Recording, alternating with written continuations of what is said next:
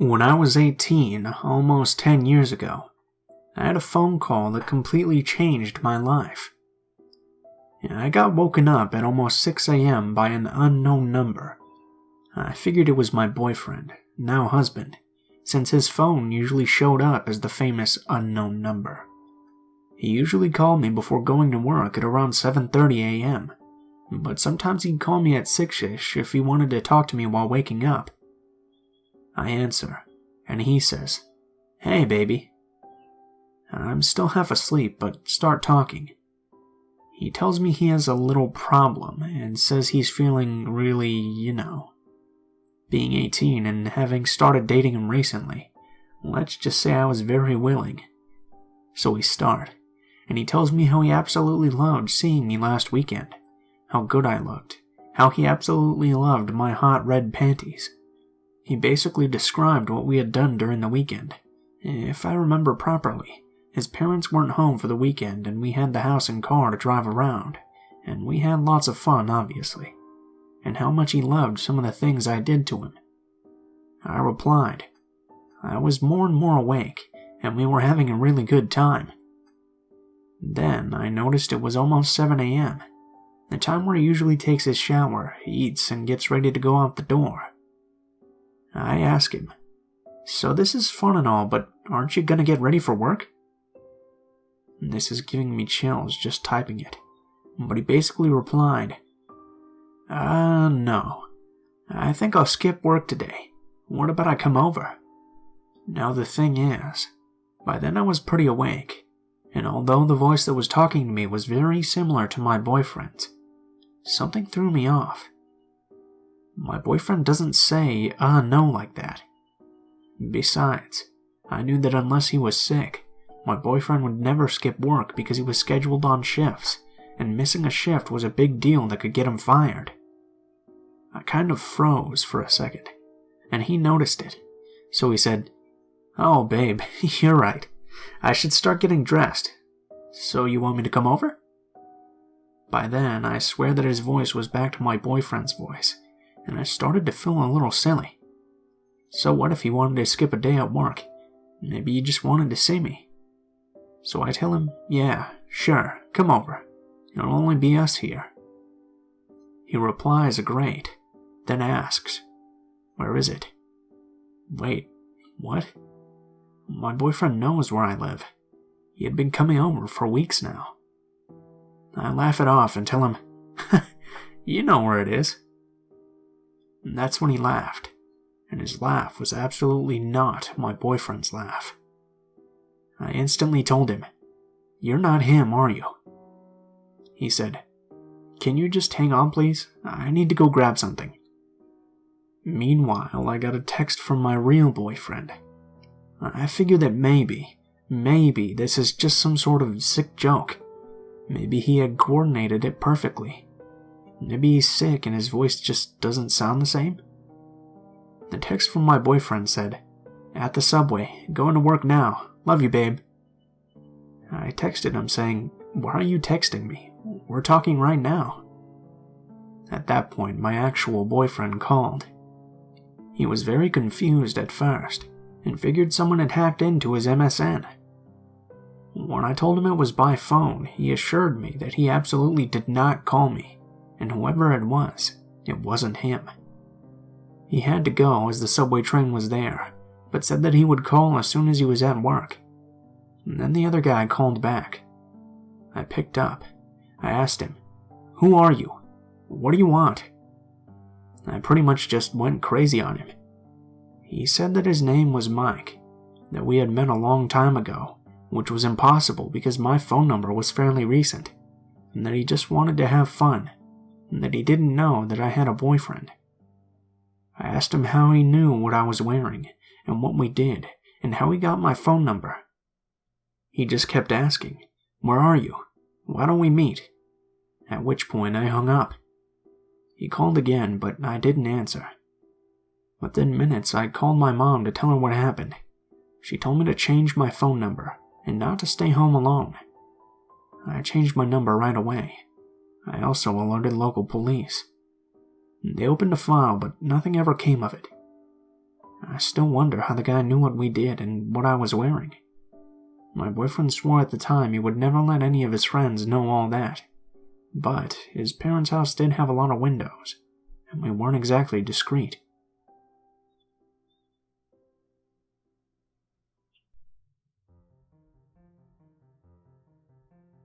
Many years ago, I got my first bachelor apartment. It was a basement unit in a 2-story walk-up on the edge of my town's campus, so naturally it was an eclectic mix of wealth and poverty. I was somewhere closer to the latter. This place was tiny. With the mattress on the floor against one wall, I could lie on the floor, feet against the edge of the mattress, and touch the far wall with my fingertips, so there wasn't much space at all. The kitchenette was to the right of the apartment door, and there was a tiny bathroom in the back. One night at around 4 a.m., I heard growling, and because my apartment was so small and I was so close to the apartment door, and because it was so dark, it sounded like the growling was coming from inside my apartment. It sounded like there was an angry, hurt animal growling on the other side of my living room, and in the pitch black, that was truly terrifying. I lay there under my blankets, terrified. The growling went on for almost 30 minutes and would get louder and more angry, then taper off a little, then louder and angrier and higher pitched, like a wail or shriek, then stop. I finally heard this scratching on my door, and the growling stopped. There was nobody in my apartment. Never was. It was my next-door neighbor, and apparently she believed she was possessed. She did this a few more times. She would lie on the floor outside my apartment door in the hallway, out of sight from my peephole so I couldn't see her. I could only hear her growling and speaking something that wasn't English, and always well into the night.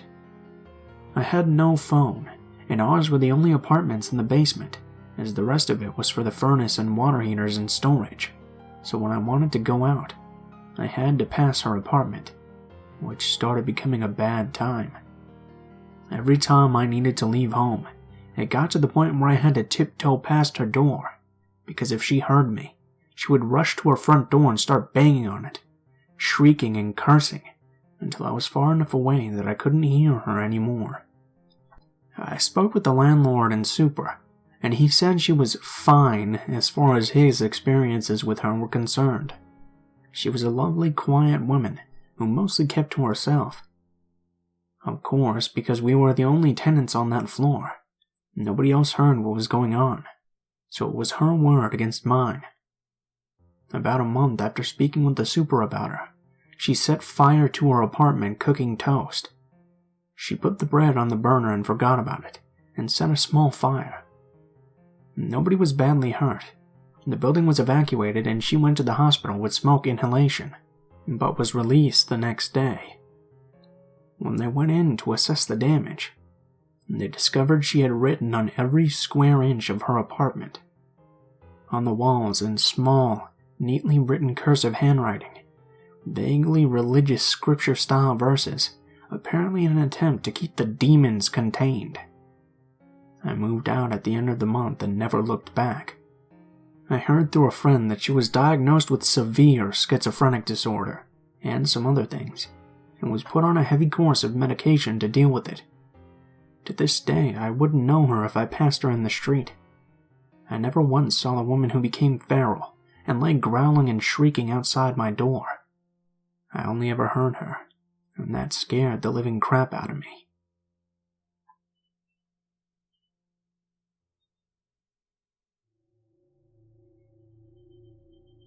I will start out by saying that I'm not a writer by any means.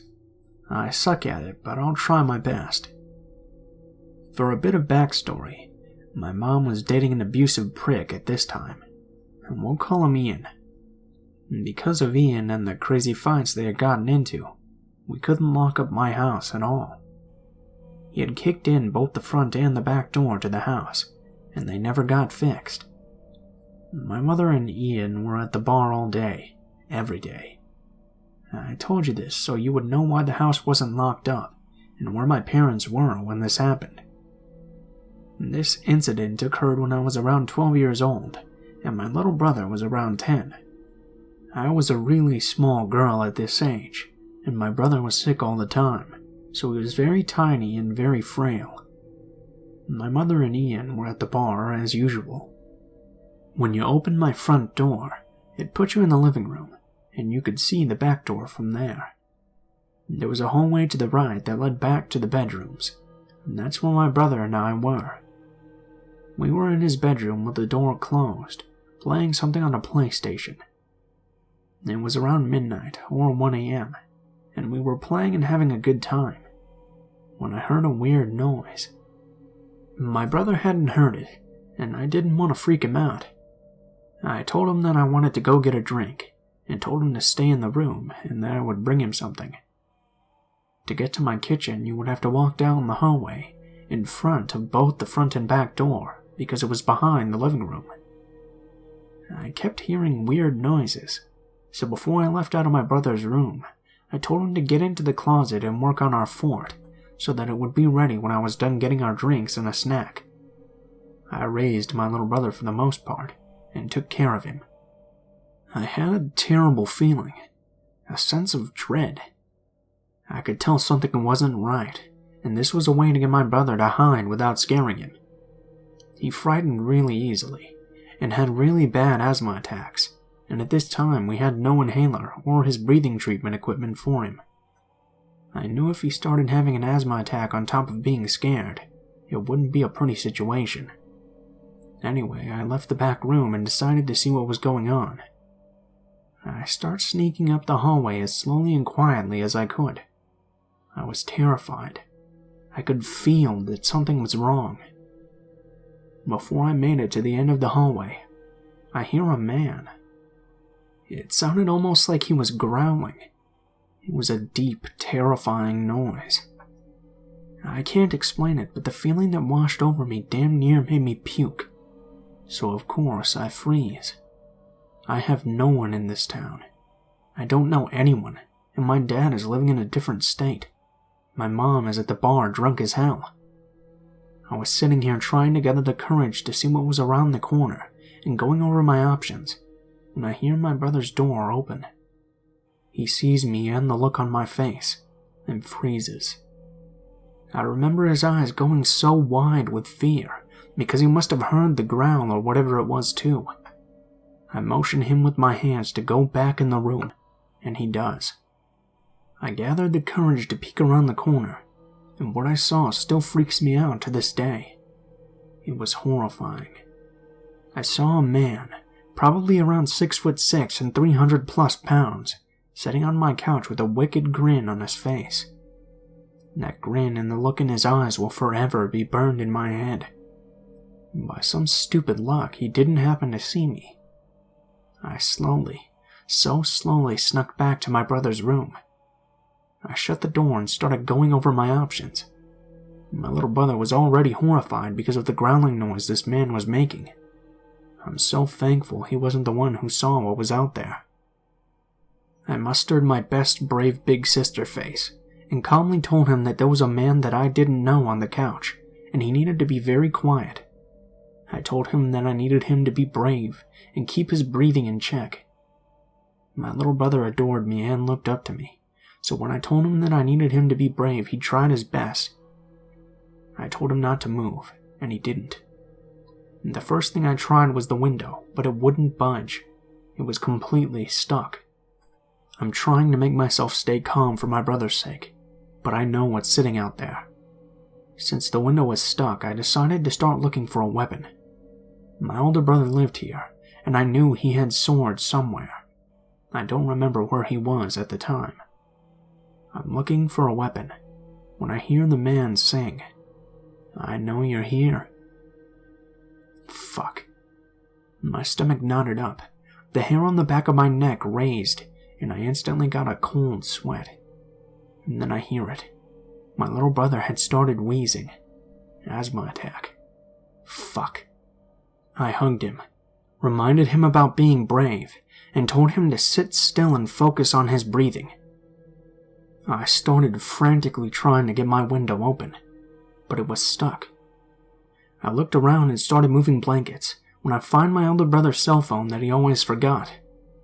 I remember thinking how lucky I was and felt a bit of relief. I immediately called the police and told them what was going on, hysterical at this point but still trying my best to remain quiet. The dispatcher told me to remain on the phone so she could hear what was happening when the man started banging on our bedroom door. It had been about 5 minutes into the phone call when this happened, and I could no longer remain calm. I fucking lost it.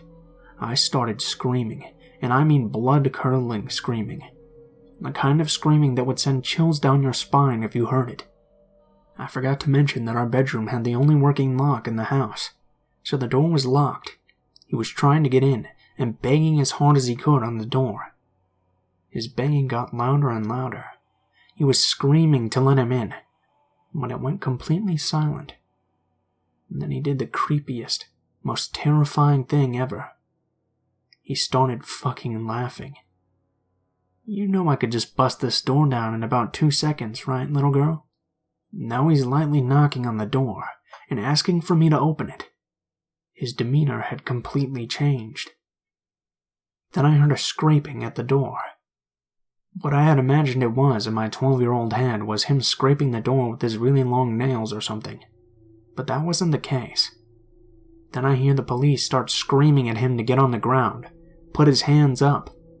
I heard him putting up a fight, followed by more yelling and eventually silence. After a few minutes there was a knock on my door, but at this point I was too terrified to open it. I thought the nightmare guy was still there.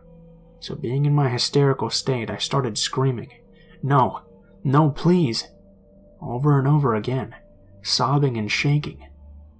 I couldn't stay brave for my little brother anymore. I was on the floor holding him the whole time, convinced we were going to die. Eventually I calmed myself a bit, and this time a female officer was at the door, so I opened it. There were about 5 cops standing in the hallway, listening to me being hysterical. I refused to let go of my brother at this point, but we both ran to this female officer and just collapsed, sobbing hysterically. We had been so scared. Turns out this guy was completely wasted and high on drugs. I remember the cops walking me up to him and having me stand in front of him to ask me if I knew this man, but I didn't. I'll never forget standing in front of this huge man, looking into his brown eyes that were completely bloodshot and filled with hatred. I'll never forget that growling noise he was making, or the look of pure horror in my little brother's eyes. My parents were called and investigated for leaving us alone like that, and for the doors being like that. My mom is a different person now, doesn't drink and is now married to a cop. She completely changed. I remember asking her about it later on, and she told me something that I didn't know. The man had a huge knife, so that's what he was scraping the door with. He also had some rope, tape, and a tarp. I don't know how he didn't get to us, or why he didn't just bust the door down to get us. It would have taken one half-assed kick from him to kick the door down, since it was super thin. It still creeps me out, and I've had nightmares from it. My husband doesn't understand why I get so furious with him when he leaves the door unlocked at night. I work 3rd shift, so I'll come home and the door will be unlocked. It's infuriating because then I have to go through every room in the house and check the closets and the other places that a person could hide in. I have 2 kids, and they'll never, ever go through what I did.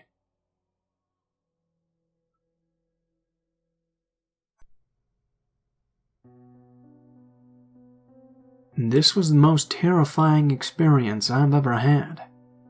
I've only ever told this to a few people because it does give me chills every time I repeat it, but it's definitely worth telling.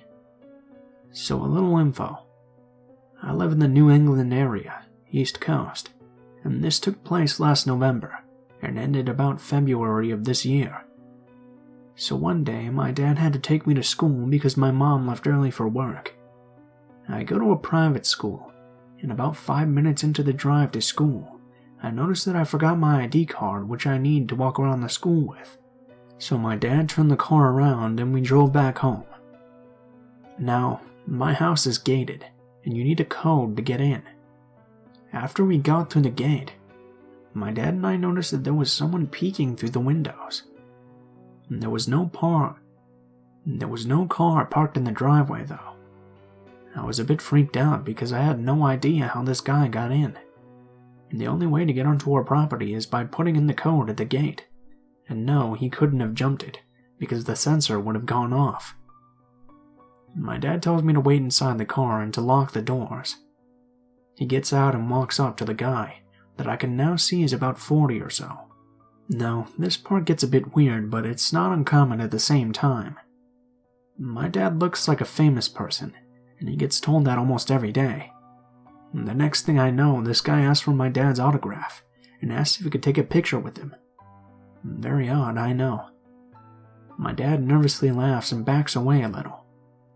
We could tell that this guy had some problems, so my dad offers to call someone for him, or even a cab. The guy says, "No, I'm good," and starts walking down our driveway. Ready for this?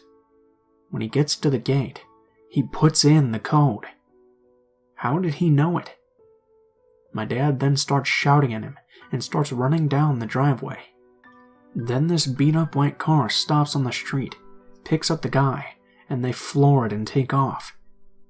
My dad goes inside our house, checks the place out, and calls me to let me know I can come in. Fast forward to mid-November. I should mention that I was 16 when this started. I turned 17 in late November. I'm also an only child, if that's even important. So one night my parents and I are having dinner and talking when the phone rings. We don't take calls during dinner, so I let the answering machine take it. And then we hear this really creepy voicemail. "Hey buddy, smoking hot wife you got. And that daughter, she's a peach." My dad got up, picked up the phone, but the person on the other line had already hung up. I'm not really one to get freaked out easily, but I was very scared, and I didn't sleep a wink that night. I should mention that by this time we had completely forgot about that guy on our property. Over the next 2 weeks, we got really creepy phone calls, some in the middle of the night. Sometimes I would sleep on the couch in my parents' bedroom. But let me just tell you quickly how awesome my dad is. He would stay up downstairs while my mom and I slept, and sometimes when I couldn't sleep, he and I would watch funny movies and play board games. He's incredibly protective of my mother and I, and he did everything he could to keep us safe and feel safe. For my birthday, my family and I went to New York for a few days. When we got back, everything seemed fine, until we started unpacking and noticed that some things were missing. Like a few family photos, 2 of my dad's Rolex watches, and some of my mom's jewelry. Not knowing what else to do, we called the police. My dad is a surgeon and he's sometimes on call, so we would often leave late at night, at which point my mom and I would sleep in the same room. My teachers noticed a huge change in me. I was always sleeping in class. I lost a lot of weight, and I just looked like a complete wreck in general. My teachers expressed these concerns with my parents, to which my mom and dad decided to send me to therapy. The phone calls started coming almost every day now. One day at school, the office called me down to the front desk. I was informed that a relative was there to pick me up. My mind started going to a million different places. I was scared that something had happened to my parents. I asked who it was, and they said that it was my uncle. Now this is where I got a little confused. I only have one uncle, and he lives in London. I explained that there must have been a mistake, and the lady at the front desk pointed to the man sitting in the lobby. I had never seen him in my entire life. I told the lady that I wanted to speak to the principal. My parents were called to the school, and I left early that day. My mom and dad were very uncomfortable sending me to my school the next day, so I ended up staying home for a few. Long story short, the stalker issue became so big we actually ended up moving to New York City. But before that, it was getting out of control. People would show up to the door somehow, even after we changed our code to get in. We just felt unsafe, and I never want to feel that fright ever again. And I hope none of you ever have to experience that feeling. thankfully, nothing has happened since we moved. I'm just so thankful that I had my family with me.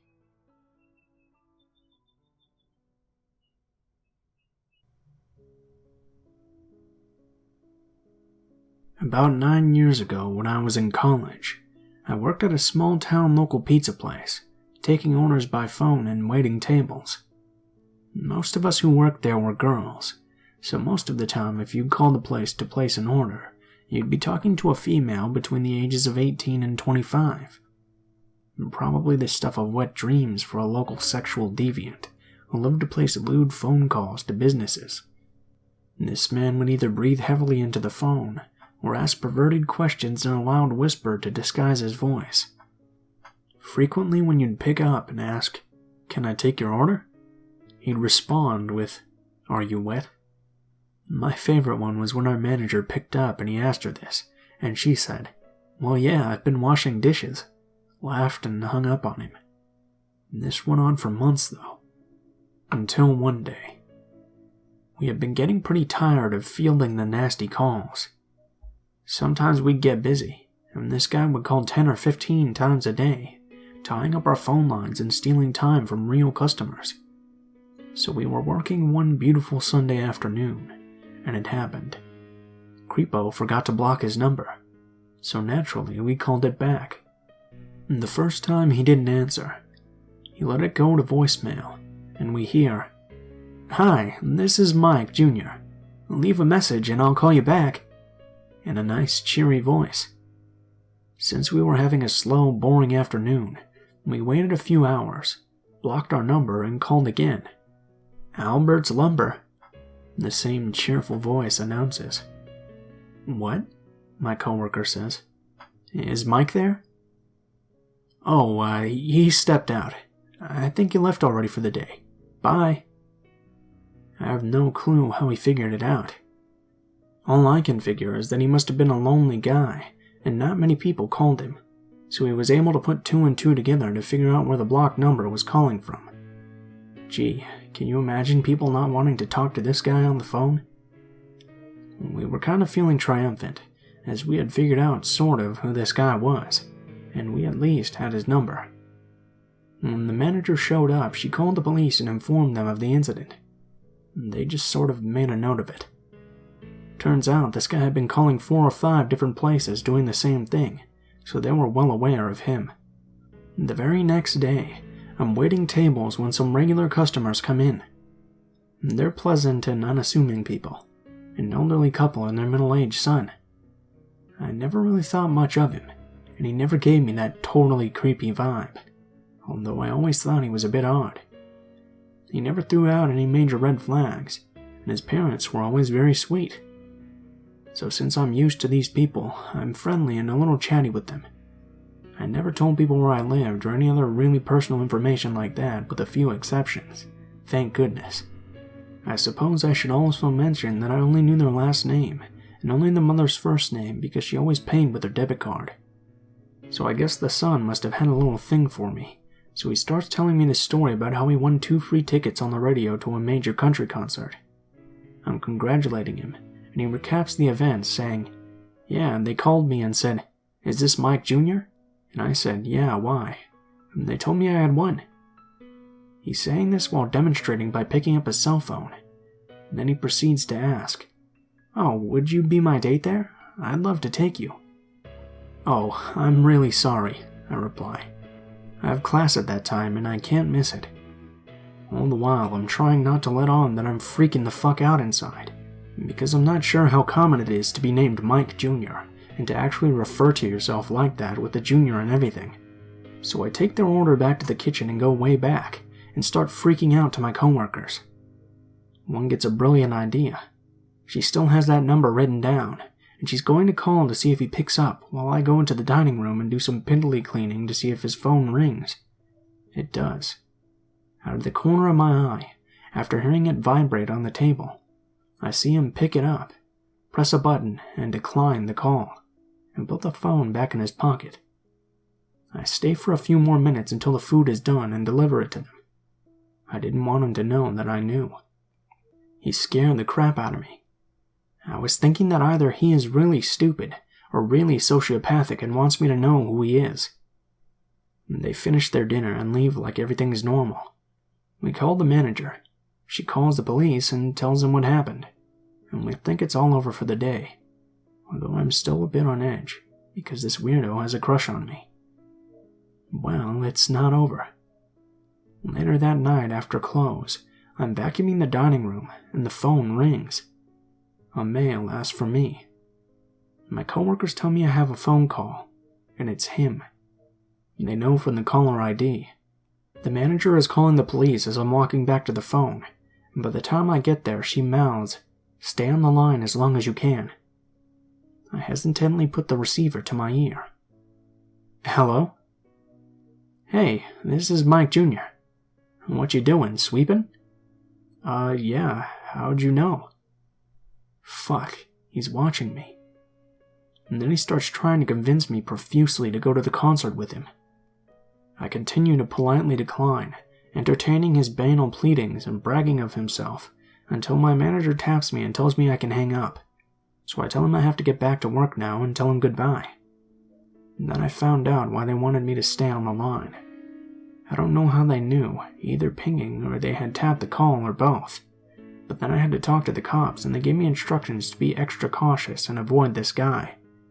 They had come to the conclusion that he was driving in circles around the block, around the pizza shop while talking on the phone. After we hung up, I looked out of the big picture window and saw a truck that looked like his passed beneath the glow of a streetlight. I don't really know if it was him or just a freaky coincidence, but it was pretty scary. I got home and my brothers were armed with BB guns, ready to administer the torture of 100 really little bruises to this dude, and I got some pepper spray. I constantly looked over my shoulder while at uni for the next few weeks. And then the cops showed up and took me out of class at college. I'm pretty sure then that my classmates all thought I must have been some creep that day. But I have to admit it was fun telling the attendance crazy teacher that sorry, but I have to go on orders from the police. So I ended up down at the station for 3 hours, giving a statement and getting some counseling from one of the cops. A few weeks later I had to testify in front of a grand jury. The guy got put away for 3 years for the phone calls, but I guess he wasn't charged for targeting me. And the cops still took it more seriously this time. He'd been jailed a few times for the phone calls, but like for a day or two or whatever. Because he'd never actually attempted to make physical contact with one of his phone call victims, so they were worried his behavior was escalating. He's out now, and I'm still sometimes worried I'll see him out somewhere, but he'll get a face full of taser if he tries to get close to me again. Also, I'm really thankful, because it seems reading these stories there are a lot of apathetic cops out there, and I dealt with some pretty proactive ones. They potentially prevented me from becoming a victim of something a lot worse than just stupid, perverted phone calls.